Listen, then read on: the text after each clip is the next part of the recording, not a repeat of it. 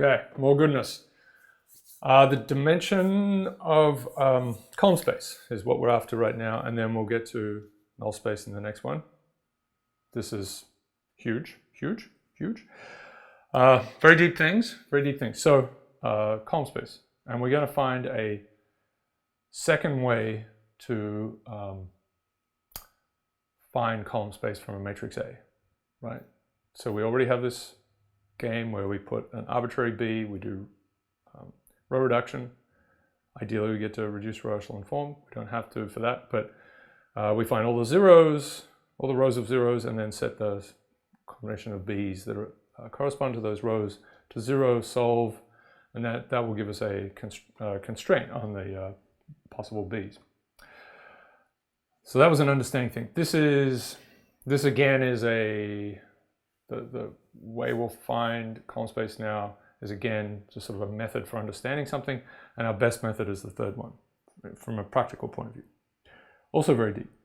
Okay, so big deal, and the last piece was we got to this definition. The dimension of a space is the number of vectors in any basis for that space, right? So now we're going to get to these subspaces, column space and null space, and we need to show, we have spanning sets for them, right? But we need to show that they are in fact bases. If I can go back to some of these things. So yeah, so for example, this is for Inigo. We'll talk about Inigo and Physic. This was null space, right over here. Boom. And there were these two vectors here. We can actually see they're linearly independent, but we need to prove that in general. And this is what we got for column space, just a multiple of one vector. It's clearly a one-dimensional subspace of 2 dimensions. How can we understand that in a bigger way?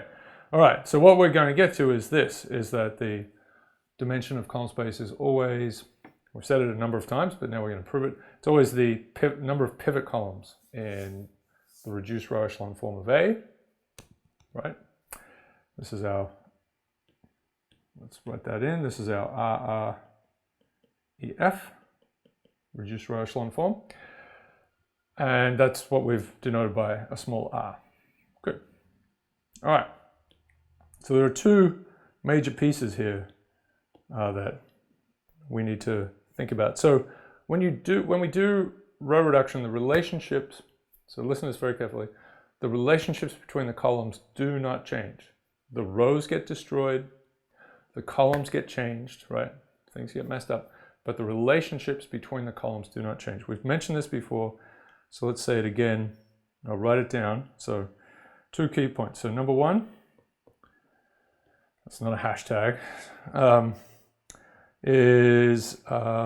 you have to really think about this. So when we perform row operations, they can be swaps as well, it doesn't matter, it's just row operations on a matrix, which we just do for fun. I'm sure you're just doing it for fun, just leisure time, why not? When we perform it, the relationships between the columns do not change.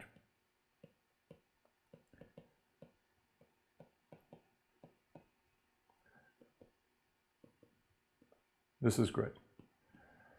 Do not change. So let's get out 2 examples. Okay, so Physic. And you can go back and look up how we did the reduced row echelon form completely here. So 226, 4412, 3612, and 41018. So right, it's the same as this system with row operations was 1, 2, 0, -1, and then 0, 0, 1, 2. Okay. So let's just look at this. Okay, so we can see a couple of things pretty easily. So this, and let's label the pivots, right? So pivot free,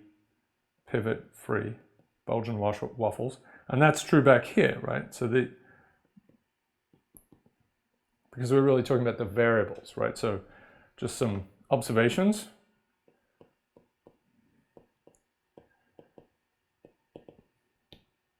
right? The columns, so this is A.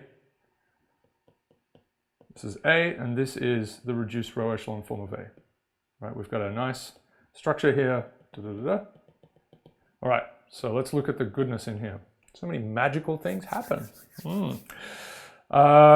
First of all, we'll just say that x1, it's a sad x, x1 and x3 are pivot variables. It's very important for what we're doing right now. And x2, and just in this case, and x4 are free variables. Right. They go on about it, but it's true, they're free.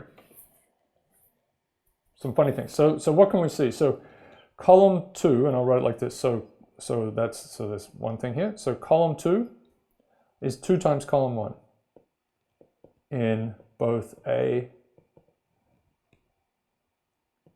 and R sub A, right? The reduced row echelon form of A.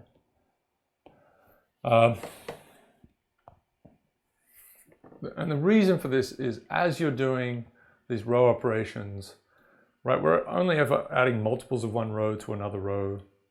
If there's a relationship, whatever the relationship is between 2 columns or 3 columns or 4 columns, that's got to be preserved. It's got to be true for each row, true for each row. So if you multiply a row by 10, it's still true for that row, right? So here's our example. So in this case, column 2 is 2 times column 1.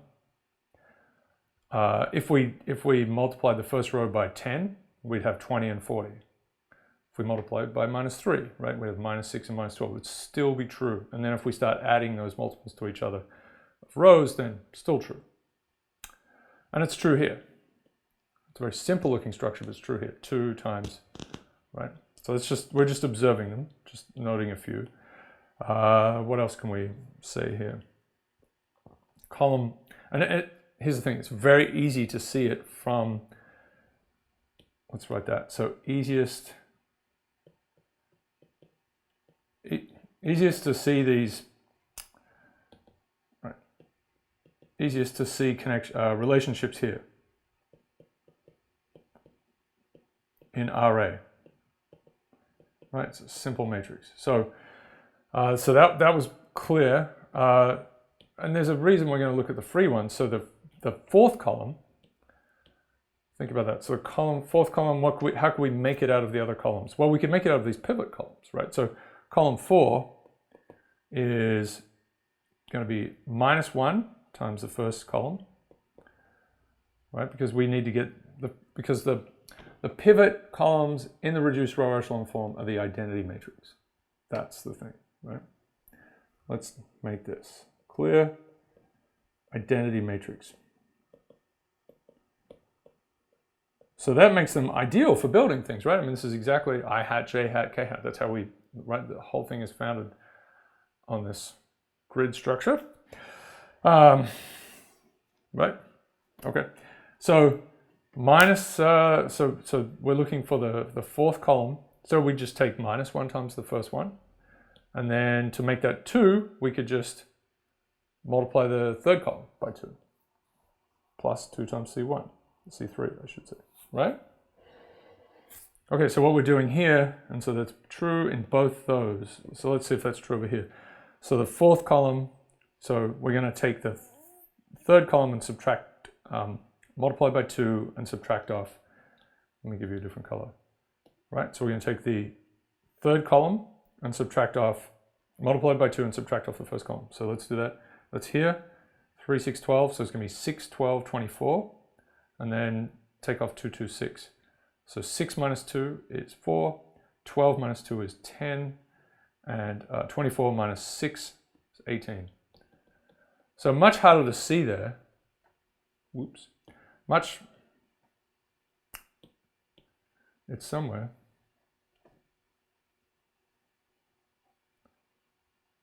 I've just kind of destroyed everything here. Well, okay, come back. I'm just going to get rid of a few things. Excuse me. Okay, not the dinosaur one. All right, so think we can see this. This is good. So it's easiest to see relation, right? That's an important thing. What's going on here is, right, pivot, the identity matrix is key, right? In the pivot columns is key. Now, we can't make the pivot columns out of anything. We can't really do that for, I mean, we can, but we can, if we set down the pivot, if we say, let's fix the pivot columns, then the free columns can always be made out of those. So we could kind of throw them away. And then once we're left with the pivot columns, that's all we need, right? Okay, so we can see, so this is really key point number 2 that follows. It follows that that in A, not in both of them, but in A, which we're interested in A, the free columns can be made out of the pivot columns, and the pivot columns have to be linearly independent.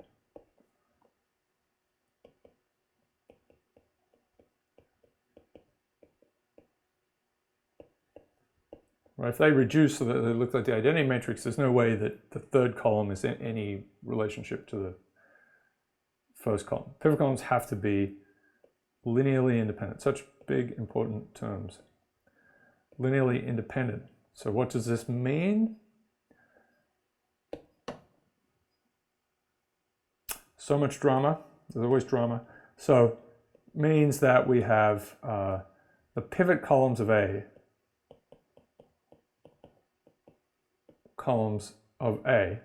which we find by doing reduced row echelon form of A,